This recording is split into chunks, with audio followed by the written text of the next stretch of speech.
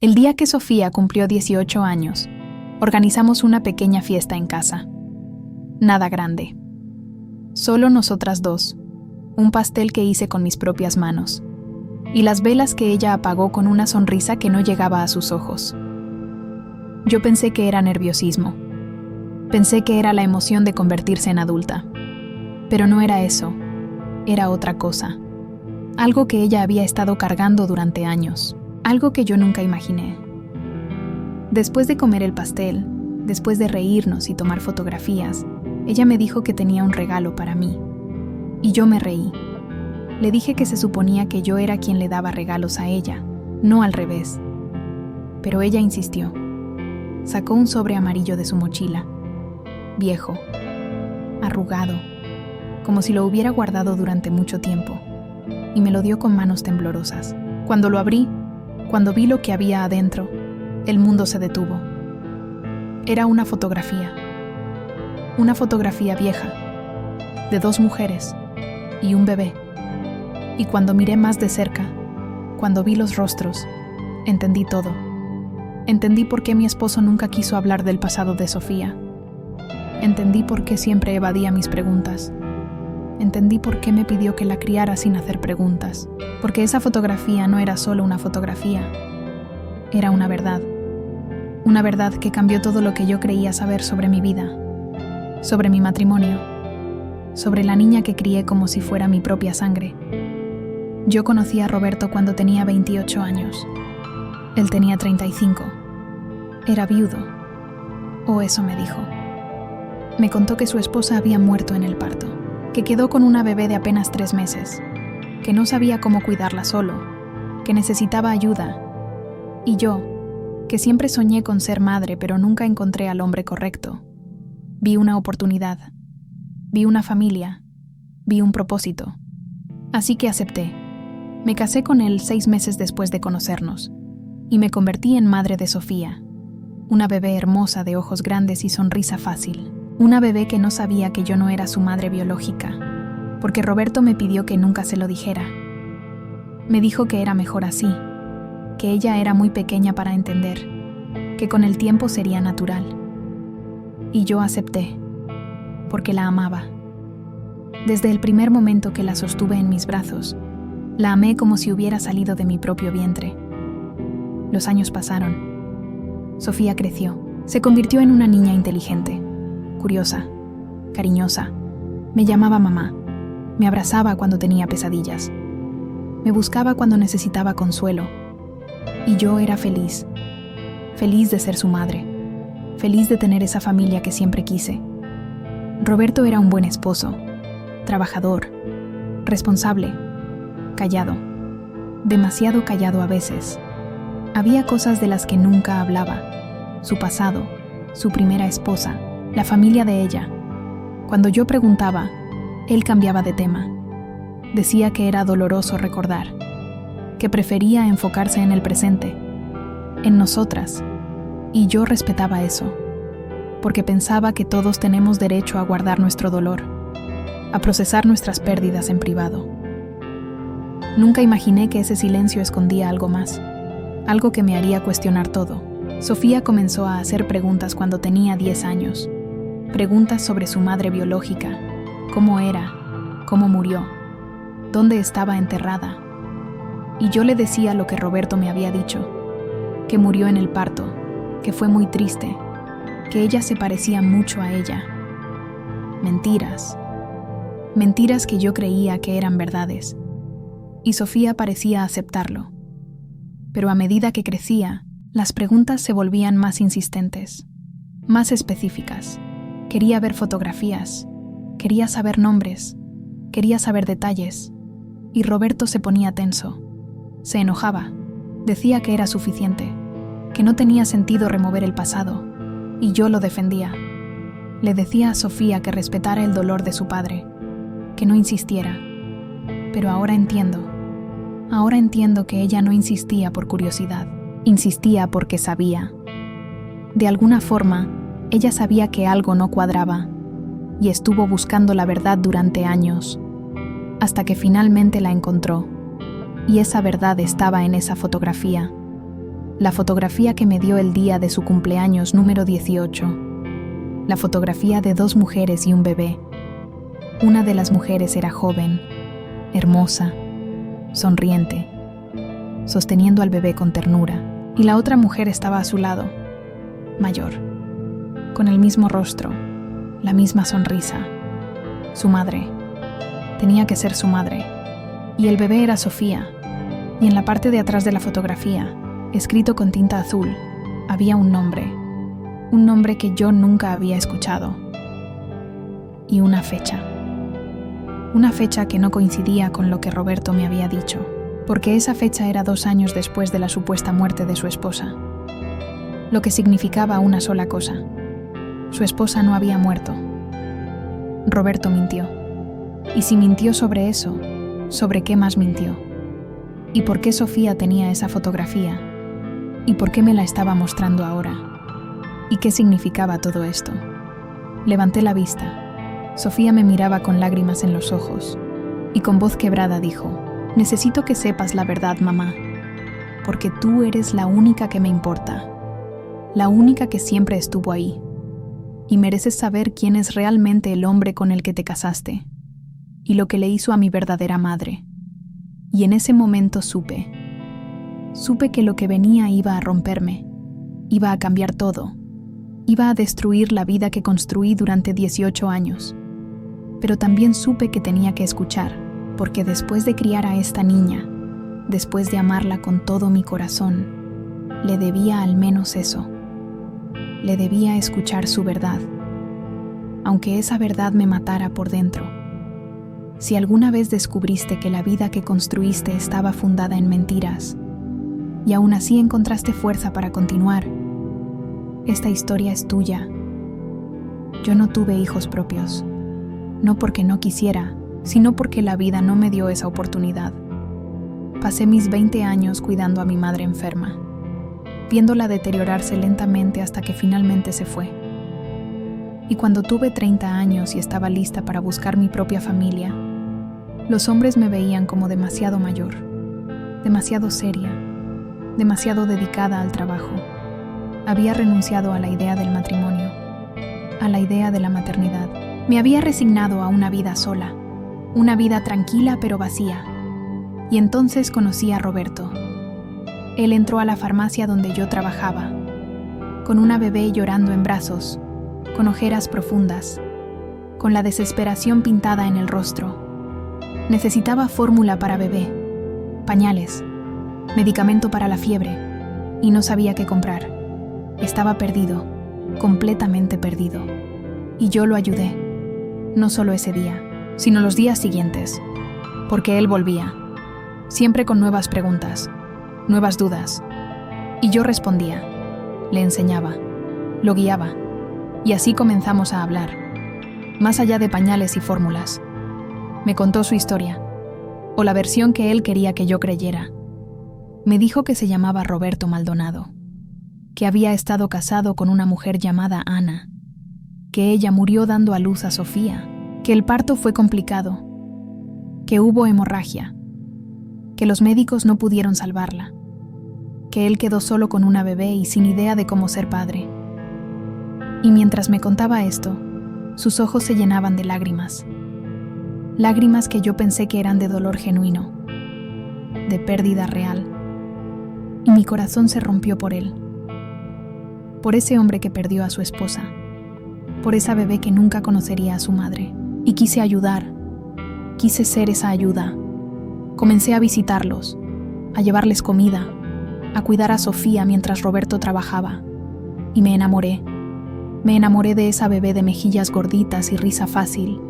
Y me enamoré de la idea de ser necesaria, de tener un propósito, de tener una familia. Roberto me propuso matrimonio 6 meses después. Dijo que Sofía me necesitaba, que él me necesitaba, que juntos podíamos ser una familia. Y yo dije que sí sin pensarlo 2 veces, porque era todo lo que siempre quise. Me casé con él en una ceremonia pequeña, sin invitados, sin familia, porque él dijo que no tenía a nadie, que sus padres habían muerto, que no tenía hermanos, y yo tampoco tenía familia. Así que fuimos solo nosotros tres, Roberto, Sofía y yo. Y me convertí oficialmente en su madre. La adopté legalmente. Cambié su apellido al mío también, para que fuéramos realmente una familia. Y Roberto estuvo de acuerdo. Dijo que era lo mejor, que así Sofía tendría estabilidad, seguridad, un futuro. Y yo trabajé duro para darle ese futuro. Trabajé doble turno en la farmacia. Ahorré cada peso, para su educación, para sus necesidades, para sus sueños. Los primeros años fueron buenos. Roberto era atento, cariñoso con Sofía, responsable con el dinero. Pero había algo que yo no podía definir. Una distancia, un secreto. Cuando sonaba el teléfono y él veía el número, a veces no contestaba. Cuando llegaba correo a su nombre, lo guardaba rápido sin que yo viera. Cuando Sofía preguntaba por su madre biológica, él se ponía tenso, nervioso, y cambiaba de tema bruscamente. Yo lo atribuía al dolor. Pensaba que todavía estaba procesando la pérdida, que necesitaba tiempo, que eventualmente se abriría, pero nunca lo hizo. Los años pasaban y el muro entre nosotros crecía. No era un mal esposo, nunca fue violento, nunca fue infiel que yo supiera, pero tampoco era cercano. Era como vivir con un extraño educado, alguien que compartía la casa pero no la vida. Y yo me enfocaba en Sofía, en ser la mejor madre que podía ser, en darle todo lo que yo no tuve. Sofía era una niña especial, inteligente, sensible, observadora. Notaba cosas que otros niños no notaban. Me preguntaba por qué su papá nunca hablaba de la abuela Ana. ¿Por qué no teníamos fotografías de ella en la casa? ¿Por qué no visitábamos su tumba? Y yo inventaba excusas. Decía que era demasiado doloroso para Roberto, que algún día cuando estuviera listo nos llevaría. Pero ese día nunca llegaba. Y Sofía dejó de preguntar. Al menos a mí. Pero yo la veía observando a su padre con desconfianza. La veía buscando entre sus cosas cuando él no estaba. La veía escribiendo cosas en un cuaderno que escondía bajo su colchón. Y yo pensaba que era normal, que era parte de crecer, de buscar identidad, de querer saber de dónde venía. Nunca imaginé que ella estaba investigando, que estaba juntando piezas, que estaba descubriendo una verdad que yo desconocía completamente. Cuando Sofía tenía 15 años, Roberto tuvo un infarto. No fue grave, pero fue suficiente para asustarnos. Estuvo en el hospital una semana, y durante esa semana, mientras yo lo cuidaba, Sofía se quedó sola en casa. Y aprovechó. Rebuscó en cada cajón, en cada caja, en cada rincón donde Roberto guardaba sus secretos, y encontró cosas, documentos, cartas, fotografías, cosas que no coincidían con la historia que nos había contado. Pero ella no me dijo nada. No todavía. Esperó a cumplir 18, a ser legalmente adulta, a poder tomar sus propias decisiones. Y ese día, el día de su cumpleaños, decidió que era hora. Hora de que yo supiera la verdad. Hora de que enfrentáramos juntas lo que Roberto nos había ocultado durante todos estos años. Y por eso me dio esa fotografía. Esa maldita fotografía que lo cambió todo. Porque en esa fotografía estaba la verdad. La mujer joven con el bebé no era una mujer muerta, era una mujer viva. O al menos lo fue hasta hace poco. Y la mujer mayor a su lado no era solo su madre, era también una testigo de algo que Roberto hizo, algo terrible, algo que me partió el alma cuando finalmente lo supe. Y Sofía me miró ese día con ojos llenos de lágrimas y me dijo: «Mamá, mi madre biológica no murió en el parto.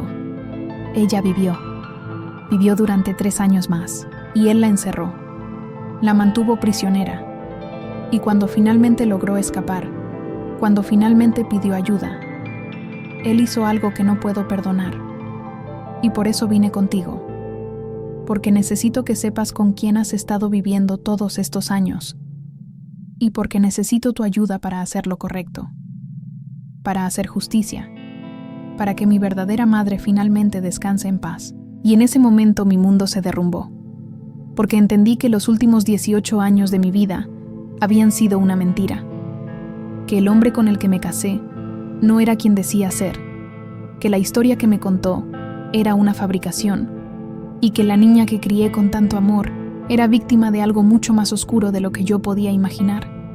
Y ahora tenía que decidir si quería saber más, si quería abrir esa caja de Pandora, si estaba lista para enfrentar la verdad, porque una vez que la supiera, no habría vuelta atrás.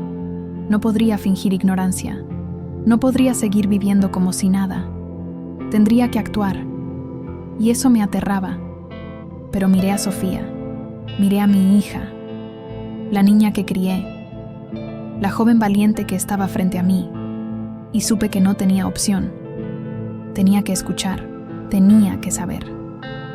Por ella, por la memoria de su verdadera madre, y por mí misma, porque merecía saber la verdad.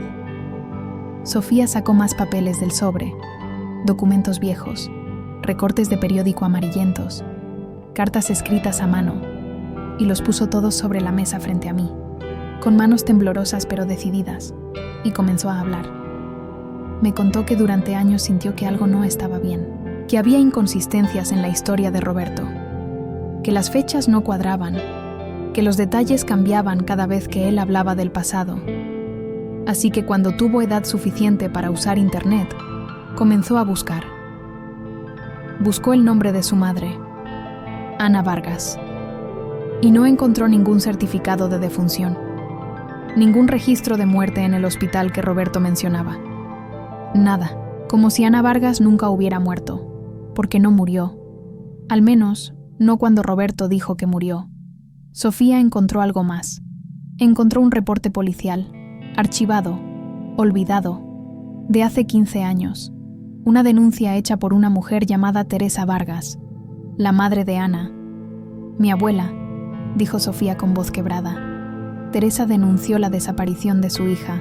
Dijo que Ana había estado casada con Roberto Maldonado, que el matrimonio era difícil, que Roberto era controlador, celoso, violento a veces, que después de que nació Sofía, Ana quiso irse, quiso divorciarse, quiso llevarse a su bebé lejos de él, pero Roberto no la dejó. Una noche, Ana y la bebé desaparecieron. Roberto dijo que Ana se había ido, que lo abandonó, que se llevó a la niña, pero Teresa no le creyó. Conocía a su hija. Sabía que Ana nunca hubiera desaparecido sin decirle nada, sin dejar rastro. Así que fue a la policía. Hizo la denuncia. Exigió una investigación. Pero no pasó nada. La policía dijo que no había evidencia de crimen, que las mujeres se iban todo el tiempo, que probablemente Ana conoció a otro hombre y empezó una nueva vida. Teresa insistió. Regresó a la estación una y otra vez, pero nadie la escuchó, y eventualmente se cansaron de ella. Le dijeron que dejara de molestar, que aceptara que su hija se había ido, y Teresa, una mujer mayor sin recursos, sin apoyo, sin nadie que le creyera, no tuvo más opción que rendirse. Pero nunca dejó de buscar, nunca dejó de esperar, nunca dejó de creer que algo malo le había pasado a Ana, y tenía razón.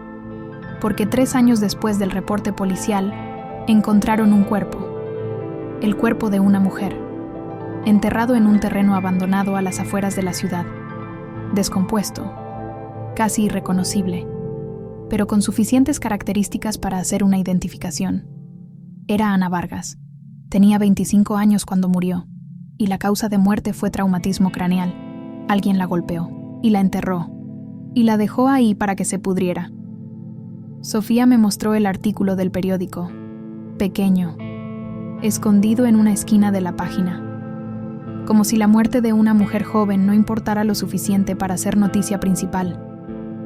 El artículo decía que la policía estaba investigando, que buscaban sospechosos, pero nunca encontraron a nadie, nunca acusaron a nadie. El caso quedó abierto, olvidado, archivado como otro crimen sin resolver. Y Roberto siguió con su vida, como si nada, como si no hubiera matado a su esposa.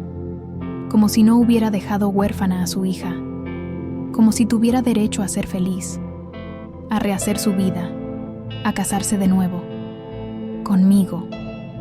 Mis manos temblaban sosteniendo ese artículo, mis ojos se llenaron de lágrimas, sentía náuseas, sentía que las paredes se cerraban sobre mí, porque estaba casada con un asesino.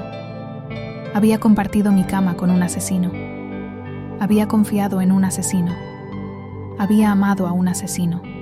Y nunca lo supe. Nunca sospeché nada. Le pregunté a Sofía cómo encontró todo esto. Cómo supo que esa mujer muerta era su madre. Y ella me contó que después de encontrar el reporte policial y el artículo del periódico, buscó a Teresa Vargas, su abuela, y la encontró, viviendo en un asilo en el otro lado de la ciudad, anciana, enferma, pero todavía con la mente clara. Sofía fue a visitarla, sin decirle a Roberto, sin decirme a mí, porque no sabía en quién confiar. No sabía si yo estaba involucrada, si yo sabía algo. Y cuando llegó a ese asilo, cuando se presentó como la nieta de Teresa, la nieta que había estado perdida durante 18 años, Teresa lloró. Lloró como si todas las lágrimas que guardó durante años finalmente pudieran salir. Y le contó todo. Le contó la verdad que la policía ignoró, la verdad que nadie quiso escuchar. Teresa le dijo que Roberto era un hombre peligroso, que desde el principio ella desconfió de él, que no quería que Ana se casara con él, pero Ana estaba enamorada, o eso creía, y se casó a pesar de las advertencias. Los primeros meses fueron buenos, pero después Roberto comenzó a cambiar. Se volvió posesivo, controlador.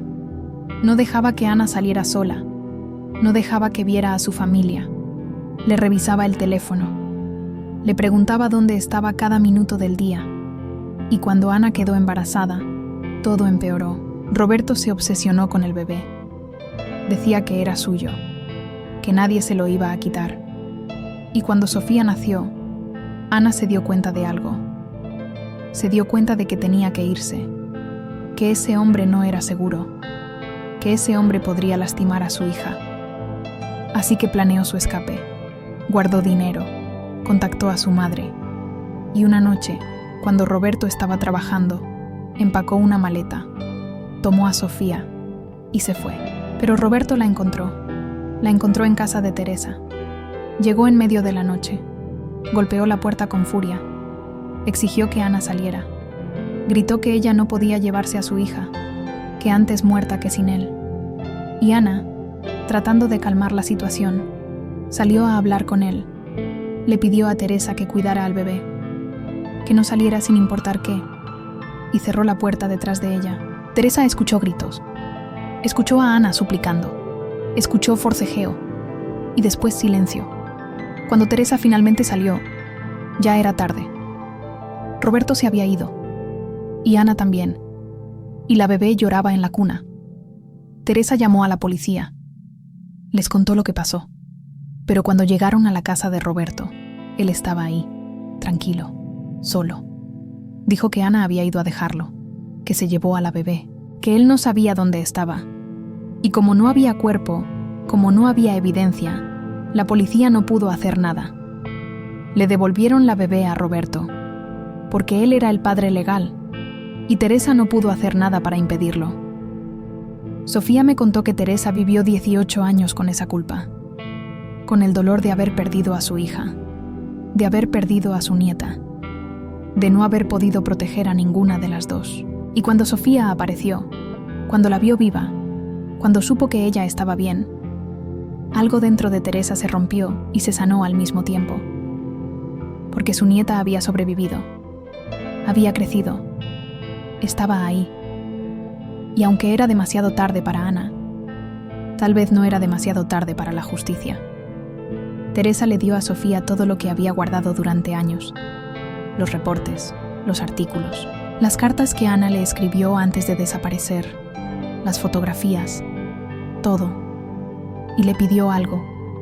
Le pidió que encontrara la forma de probar lo que Roberto hizo, que limpiara el nombre de Ana, que demostrara que ella no abandonó a su bebé, que fue víctima, que fue asesinada y que su asesino había estado viviendo libre durante 18 años, criando a la hija de la mujer que mató. Sofía sacó un último papel del sobre. Era una carta, escrita por Ana, dirigida a Teresa, fechada 2 días antes de su desaparición. En esa carta, Ana escribió que tenía miedo, que Roberto la había amenazado, que le dijo que si intentaba irse, la mataría, que le quitaría a la bebé, que se aseguraría de que nunca la volviera a ver, pero que ella no podía quedarse, no podía criar a su hija en ese ambiente de terror, así que iba a arriesgarse, iba a intentar escapar, y si algo le pasaba, si ella no regresaba, quería que Teresa supiera la verdad, quería que supiera que Roberto era peligroso, y quería que protegiera a su bebé, que hiciera todo lo posible por recuperarla, por salvarla de ese hombre. Esa carta era una confesión, una predicción, una despedida. Ana sabía que podía morir, y murió, exactamente como temía. Terminé de leer la carta con lágrimas rodando por mis mejillas. Miré a Sofía, mi hija, la hija que crié con tanto amor, y vi en sus ojos el mismo dolor que yo sentía, el dolor de descubrir que el hombre que debió protegerla fue quien destruyó su vida desde el principio, que le quitó a su madre, que le mintió, que construyó una vida sobre la tumba de una mujer inocente. Y ahora teníamos esa verdad frente a nosotras, y teníamos que decidir qué hacer con ella, porque Roberto todavía estaba vivo, todavía estaba ahí, en algún lado, creyendo que había salido impune, creyendo que nadie lo descubriría nunca. Pero se equivocó, porque su hija lo descubrió, y su esposa también. Y ya no éramos las mujeres ingenuas que él manipuló, éramos algo diferente. Éramos mujeres con la verdad, y la verdad tiene poder. El poder de destruir mentiras, el poder de hacer justicia, el poder de liberar a los muertos de su silencio. Le pregunté a Sofía qué quería hacer, y ella me miró con determinación, con esa fuerza que yo le enseñé sin saber que algún día la usaría contra el hombre que la crió, y dijo: quiero ir a la policía, quiero mostrarles todo esto, quiero que abran el caso de nuevo. Quiero que investiguen a Roberto. Quiero que paguen por lo que le hizo a mi madre. Y quiero que sepas algo, mamá. Tú no sabías. Tú eres víctima también. Él te usó. Te mintió. Te robó 18 años de tu vida. Pero ahora tienes la oportunidad de hacer lo correcto. De ayudarme. De ayudar a mi madre. De asegurarte de que él nunca vuelva a lastimar a nadie más. Y yo asentí. Porque ella tenía razón. Yo no sabía, pero ahora sí. Y no podía quedarme callada. No podía proteger a Roberto. No podía seguir siendo su esposa, su cómplice. Tenía que elegir. Y elegí a Sofía. Elegí la verdad. Elegí la justicia. Aunque eso significara destruir mi propia vida en el proceso. Esa misma noche fuimos a la policía, Sofía y yo, con el sobre lleno de documentos, con las cartas, con las fotografías, con la verdad. Entramos a la estación y pedimos hablar con alguien del departamento de homicidios. Nos hicieron esperar.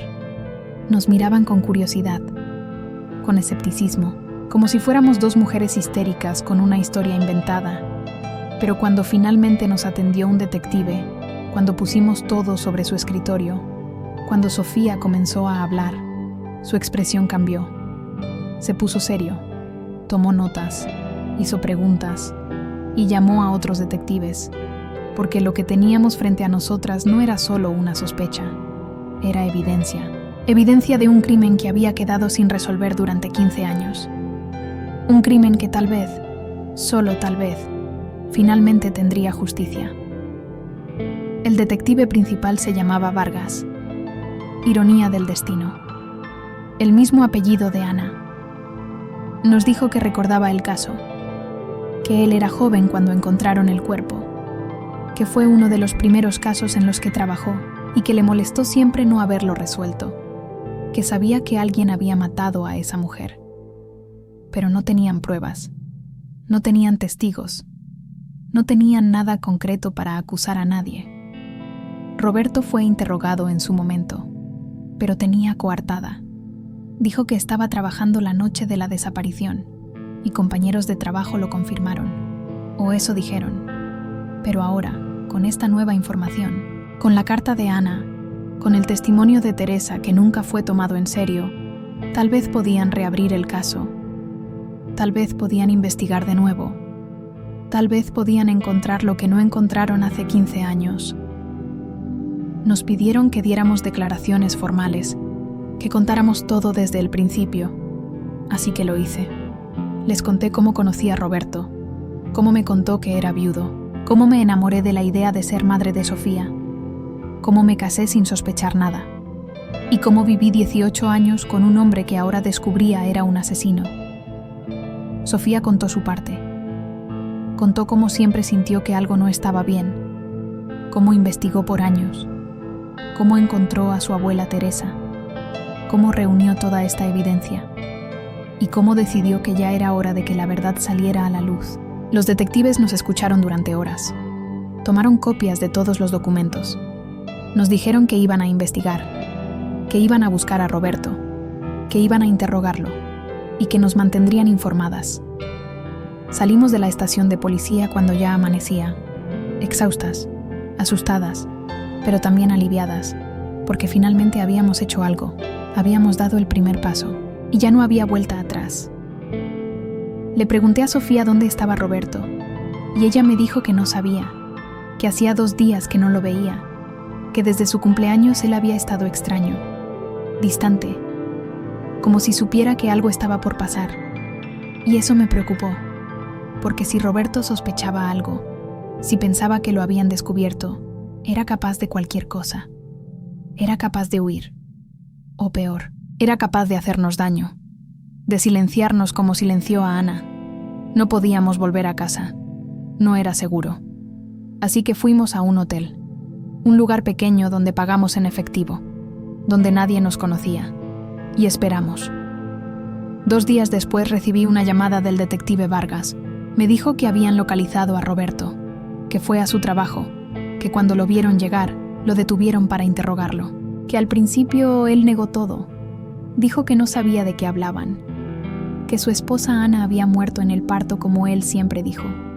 Pero cuando le mostraron la carta, cuando le mostraron el reporte de Teresa, cuando le dijeron que habían exhumado el cuerpo de Ana y que iban a hacer nuevas pruebas forenses, algo en él cambió. Se quebró y confesó que él mató a Ana, que fue un accidente, dijo, que ella quería llevarse a la bebé, que él no podía permitirlo, que forcejaron, que él la empujó, que ella cayó, que se golpeó la cabeza contra una piedra, y que cuando vio que no respiraba, entró en pánico. No llamó a una ambulancia, no pidió ayuda. En lugar de eso, tomó el cuerpo, lo llevó a un terreno abandonado que conocía, cavó un hoyo y la enterró. Después volvió a casa de Teresa. Encontró a la bebé llorando en la cuna, la tomó y se la llevó. Teresa intentó detenerlo, pero él la amenazó. Le dijo que si intentaba quitarle a su hija, la mataría a ella también. Y Teresa, asustada, anciana, sin nadie que la apoyara, no pudo hacer nada. Solo pudo ver cómo ese hombre se llevaba a su nieta, y después vivir con esa impotencia durante 18 años.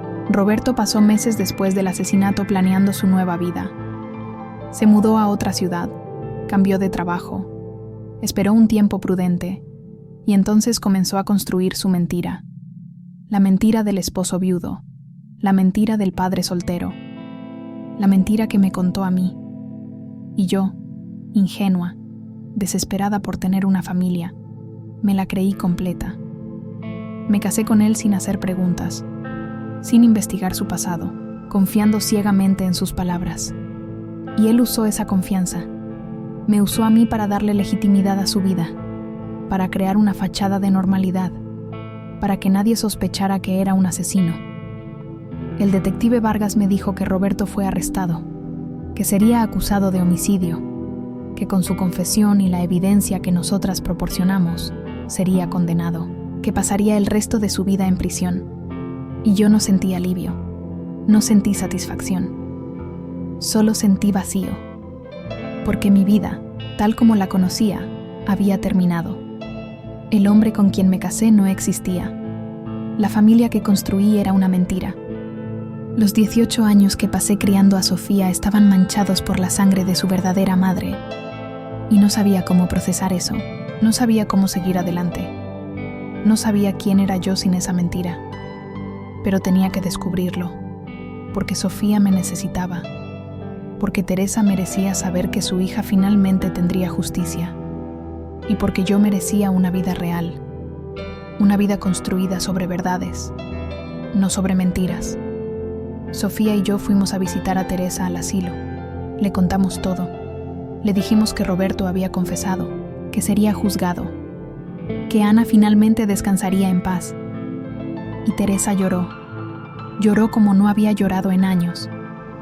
Lágrimas de dolor, pero también de alivio, porque después de tantos años de no saber, de sospechar pero no tener pruebas, finalmente tenía respuestas. Finalmente sabía qué le pasó a su hija. Y aunque la verdad era horrible, era mejor que la incertidumbre. Me abrazó. A mí, la mujer que se casó con el asesino de su hija. Me abrazó y me dijo: gracias por creer. Gracias por ayudar. Tú no sabías. Tú también eres víctima. Y mi nieta tuvo suerte. Tuvo suerte de tenerte, porque tú la criaste con amor. Y eso es lo único que le quedó de bueno en medio de tanta oscuridad. Teresa murió 3 semanas después. Murió sabiendo la verdad. Murió en paz. Y en su funeral, Sofía y yo estuvimos ahí. Éramos las únicas, porque Teresa ya no tenía más familia. Solo nosotras. Su nieta y la mujer que crió a su nieta sin saberlo. Y lloramos juntas. Lloramos por Ana, por Teresa, por todos los años perdidos, por todo el dolor. Y también lloramos por nosotras mismas, porque ahora teníamos que reconstruir. Teníamos que encontrar la forma de seguir viviendo después de que todo lo que conocíamos se derrumbó.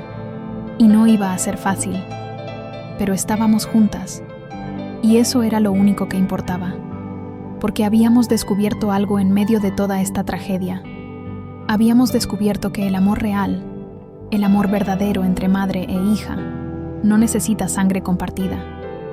Se construye con años de cuidado, de sacrificio, de estar presente.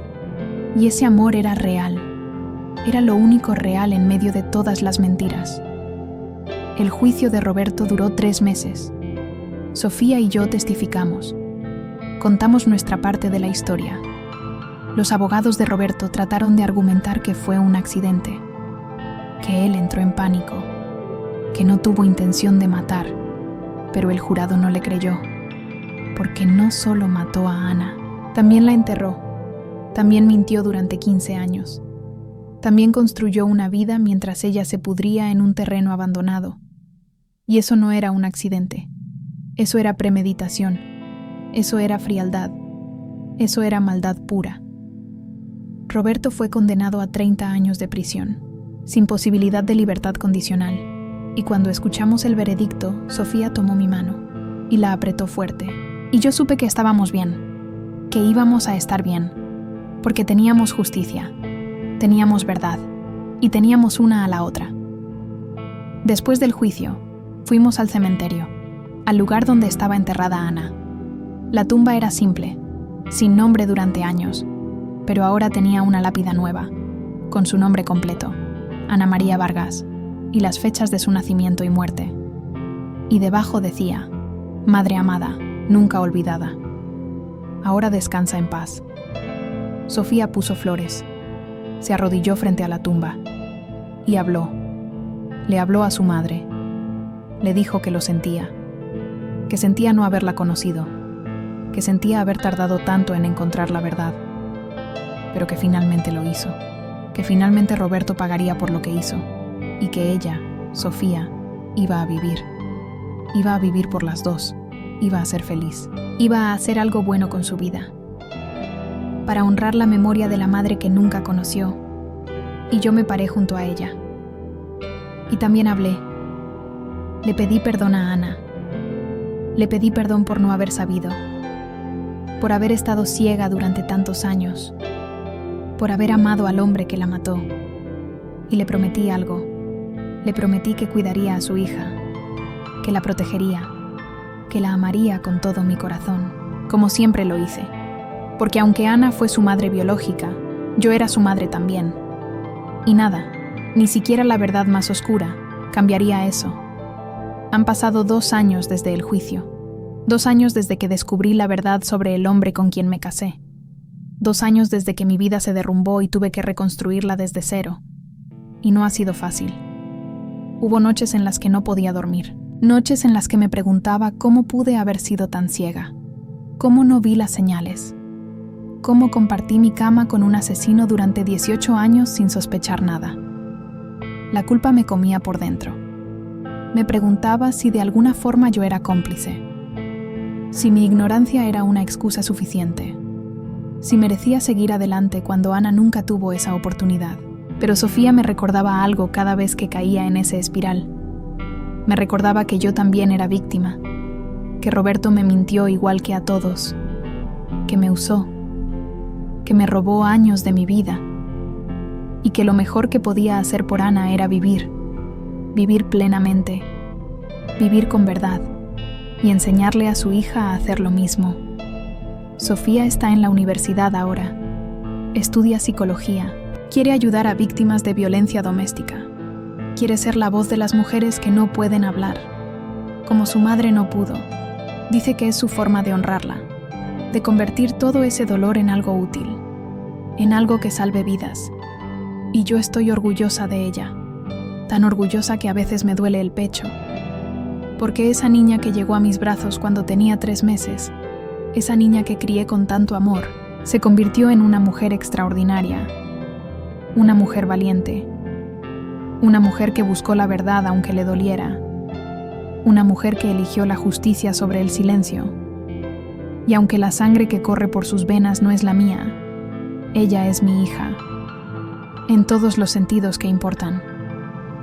Porque ser madre no es solo dar a luz, es estar presente, es criar, es amar incondicionalmente.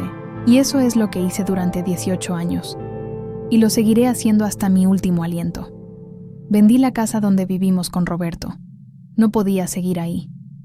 Cada rincón me recordaba a él, a las mentiras, al engaño. Compré un apartamento pequeño, solo para nosotras dos. Con ventanas grandes que dejan entrar el sol, con paredes blancas que nos permiten empezar de nuevo. Decoramos juntas, elegimos cada mueble, cada cuadro, cada detalle, porque esta casa es nuestra. No es un espacio lleno de secretos y muerte, es un espacio de verdad y vida. Y cada mañana cuando me despierto aquí, respiro más fácil, porque sé que estoy construyendo algo real, algo mío, algo limpio. Cambié mi apellido. Volví a usar mi apellido de soltera. Porque no quiero cargar con el apellido Maldonado. No quiero tener nada que me conecte con ese hombre. Sofía también cambió el suyo. Tomó el apellido de su madre. Vargas. Porque quiere honrarla. Quiere llevar su nombre con orgullo. Y yo apoyo esa decisión. Porque es su derecho.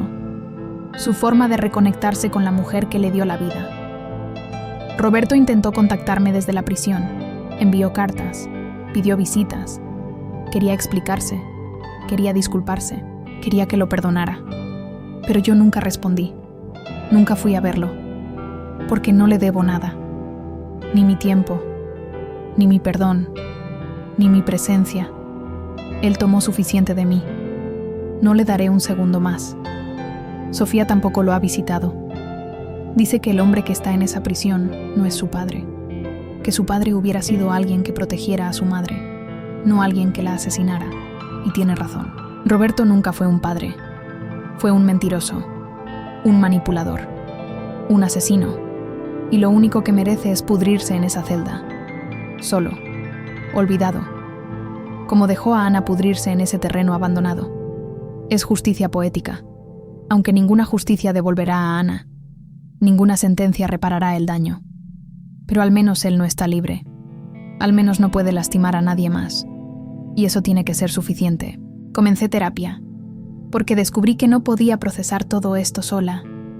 Necesitaba ayuda profesional, alguien que me ayudara a navegar la culpa, el trauma, la traición. Y está funcionando. Lentamente, dolorosamente, pero está funcionando. Aprendí que no soy responsable de las acciones de Roberto, que amarlo no me hace cómplice, que ser engañada no me hace estúpida, me hace humana. Aprendí que puedo llevar dos verdades al mismo tiempo. Puedo odiar lo que Roberto hizo y aún así reconocer que los años que pasé con Sofía fueron reales, que el amor que sentí por ella fue real, que la familia que construimos, aunque fundada sobre mentiras, tuvo momentos genuinos de felicidad. Y no tengo que renunciar a esos recuerdos, solo porque descubrí la verdad. Puedo guardar lo bueno y soltar lo malo. Puedo sanar sin olvidar. Puedo seguir adelante sin dejar atrás a las personas que amo. Sofía y yo visitamos la tumba de Ana cada mes. Llevamos flores, limpiamos la lápida y hablamos con ella. Le contamos sobre nuestras vidas, sobre la universidad de Sofía, sobre mi nuevo trabajo, sobre los pequeños triunfos y las luchas diarias. Y aunque sé que probablemente parezca tonto hablarle a una tumba, me hace sentir mejor. Me hace sentir que de alguna forma Ana está ahí, escuchando, sabiendo que su hija está bien, que su hija es amada, y tal vez, solo tal vez, perdonándome por haber estado tan ciega, por no haberla protegido cuando todavía estaba viva, por haber amado al hombre que la destruyó, aunque sé que no era mi responsabilidad, aunque sé que yo no podía saber. La culpa sigue ahí, pequeña, persistente, pero cada día es un poco más manejable. Cada día duele un poco menos. Conocí a alguien hace unos meses, un hombre bueno, amable, transparente. Me invitó a tomar café, y yo acepté, con miedo, con desconfianza, pero acepté, porque decidí que no iba a dejar que Roberto me robara también la posibilidad de amar de nuevo, de confiar de nuevo. Este hombre sabe mi historia. Le conté todo desde el principio, porque no quiero más secretos, no quiero más mentiras. Si va a estar en mi vida, tiene que saber quién soy, qué viví, qué cargo.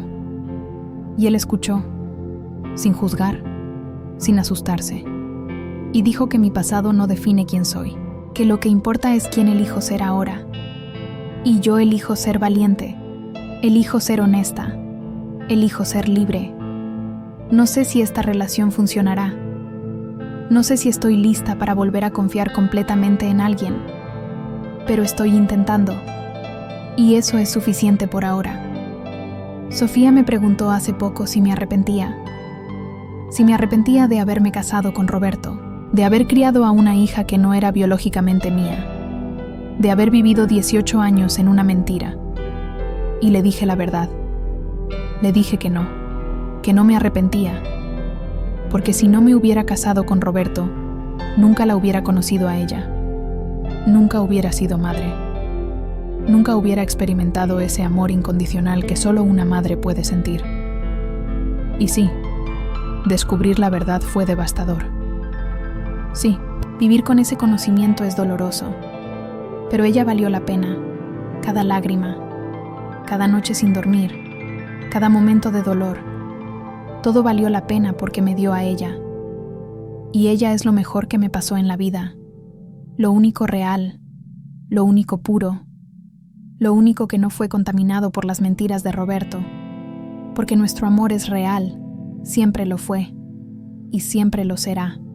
Esta es mi historia, la historia de una mujer que creyó que estaba construyendo una familia, pero en realidad estaba viviendo en una mentira construida sobre la tumba de una mujer inocente. Pero también es la historia de cómo esa mentira fue expuesta, de cómo la verdad finalmente salió a la luz, de cómo una madre y una hija enfrentaron lo imposible y sobrevivieron, no intactas, no sin cicatrices, pero sobrevivieron y están reconstruyendo, día a día. paso a paso, decidiendo que el pasado no las definirá, que el mal que les hicieron no las destruirá, que pueden ser más fuertes que el dolor, más grandes que la traición, más poderosas que las mentiras, porque tienen algo que nadie puede quitarles. Tienen la verdad y tienen amor, amor real, amor que no necesita sangre compartida, amor que se construyó en medio del caos. Y ese amor es inquebrantable. Si alguna vez descubriste que tu vida estaba construida sobre mentiras, si alguna vez te sentiste engañada, traicionada, usada, quiero que sepas algo. No estás sola. Y no eres responsable de los secretos que otros guardaron. No eres culpable de las mentiras que otros te dijeron. Lo único que puedes controlar es lo que haces cuando descubres la verdad. Y tienes dos opciones.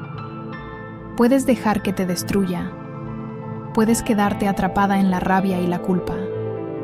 O puedes elegir sanar. Puedes elegir reconstruir. Puedes elegir seguir adelante con la verdad como tu escudo y el amor como tu espada. No será fácil. Habrá días en los que querrás rendirte. Días en los que sentirás que el peso es demasiado. Pero también habrá días buenos. Días en los que respirarás y sentirás que finalmente estás viva, que finalmente eres libre.